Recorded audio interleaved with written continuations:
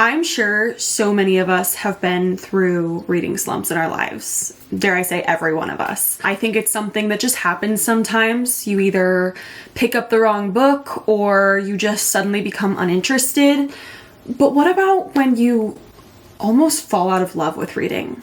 When you kind of just start to lose that joy that it brings you. Unfortunately, I feel like that is something that I have experienced a bit this year, and it has honestly broken my heart. It seems like no matter what I do, I will pick up a book and I'll just feel so like uninspired.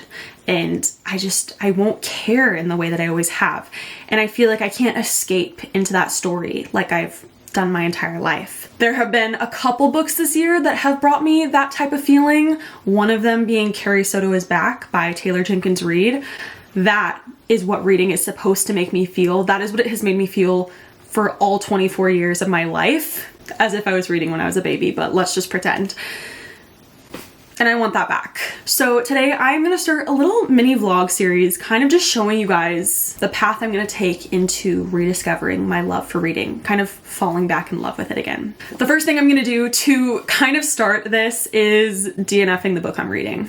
Currently I'm reading Road Trip with a Vampire by Jenna Levine. This is the third book in a series, and I have done a buddy read with my girl Hannah every year, but it's just not working for me. I fear it's putting me into an even deeper slump than I was already in. And so I think it's either gonna have to be saved for next year or just not read at all. And it does hurt a little bit to be 140 pages in and quit, but she's out of here. Now, I will say what I'm reading right now, it's a genre I don't normally read anymore. I'm reading The Last One at the Wedding by Jason Rekulak. I think it's a mystery thriller and I'm really enjoying it. So I'm hoping that is something that I can continue to speed through and kind of get back into the game a little bit of sitting and reading for more than 2 or 3 pages at a time. This has been such a long intro, but I'm about to go to a coffee shop with my mom and read. I'm just hoping somewhere along the way, whether this takes 1 video or 10, I can rediscover that girl in me that absolutely just loves to read.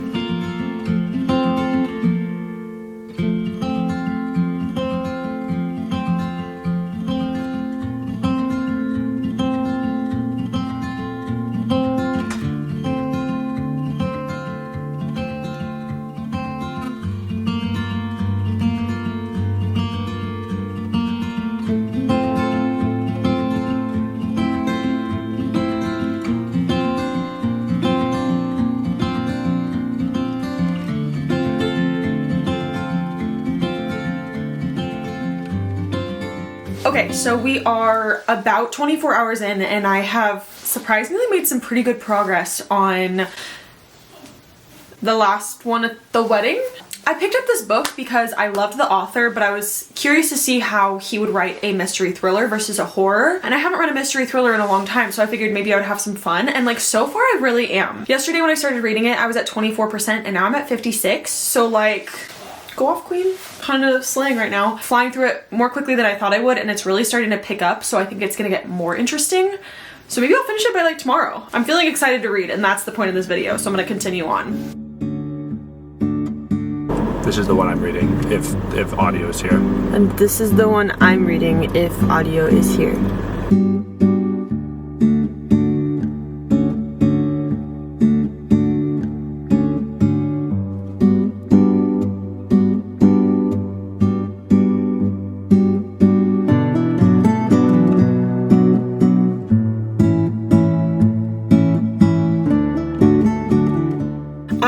I've been doing this for about 36 hours now, and I actually just finished The Last One at the Wedding. That is the fastest I've flown through a book in so long, which is great news because that's what I'm hoping to get out of these little mini vlogs. My thoughts on the book were, it was good. It was entertaining.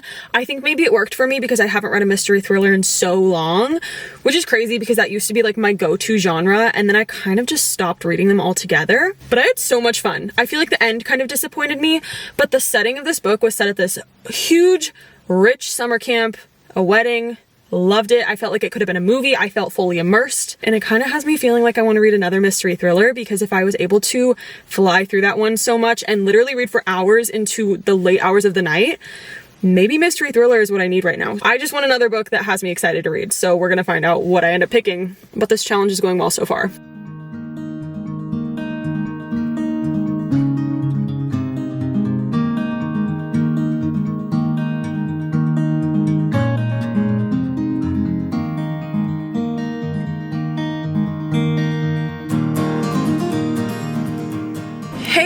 guys, I'm here with my boyfriend, Wick. And hey, say hey. Hey. Anyway, hey guys, we're here. We came to the lake to read. This is what I'm reading. Not Quite Dead Yet by Holly Jackson. Mystery thriller. I'm on chapter 2. It's slaying. What are you reading? Will Grayson by John Green. His up-and-coming novel about the world and everything it stands for. Word. Okay, that's it. See y'all on the flippity flip. What she said. OMG, hey. Before I get too far into it, I just want to give you like a little bit of background as to what this book is about, because I feel like it's a pretty unique premise. So I chose this one because I was really enjoying that mystery thriller vibe, but this one's different because it's basically about a person who gets murdered and then solves her own murder because the murder was not successful, but she's still gonna die anyway. And this is not a spoiler because it says so on the back of the book, but like, what do you mean the literal person who gets killed is the person solving her own murder? Like, that's such a wild synopsis to me, so I'm excited. It's fun so far. I just think it's gonna be a good time.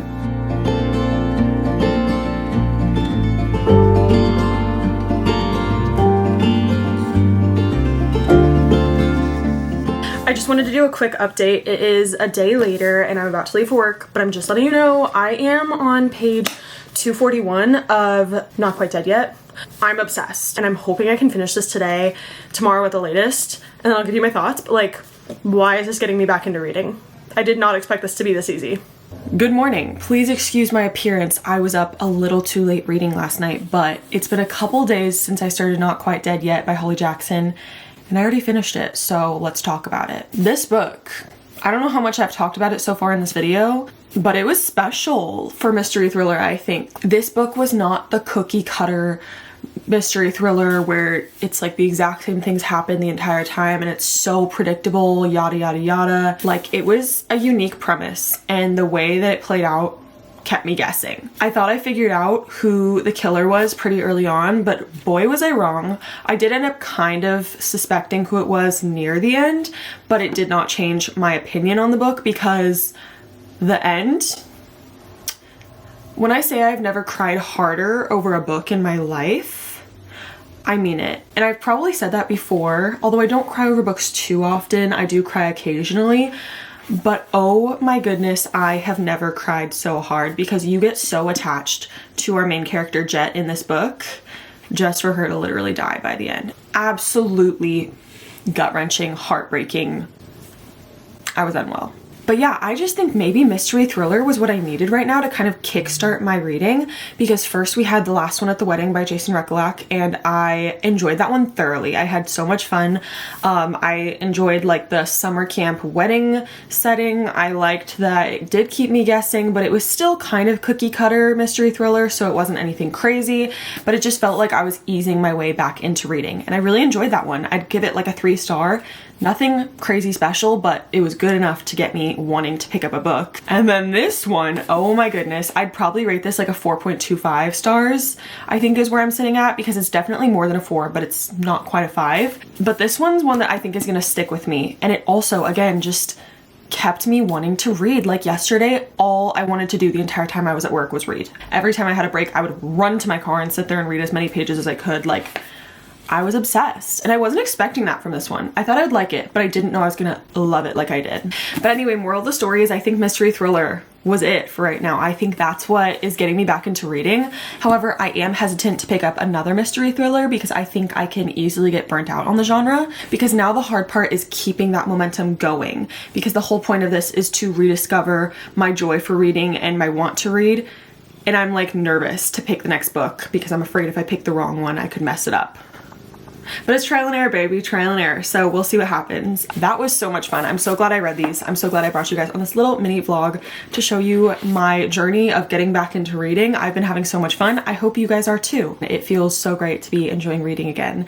If you have any good book recommendations, please let me know, especially ones that get you out of a slump, because that's still where I am, if we're gonna be honest. I just don't want to say it because I'm hoping that this is what gets me out. I'm hoping that this is what did it. So anyway, thank you so much for watching. If you want to be friends, all my socials are linked down below, and I'll see you guys in the next one. Bye.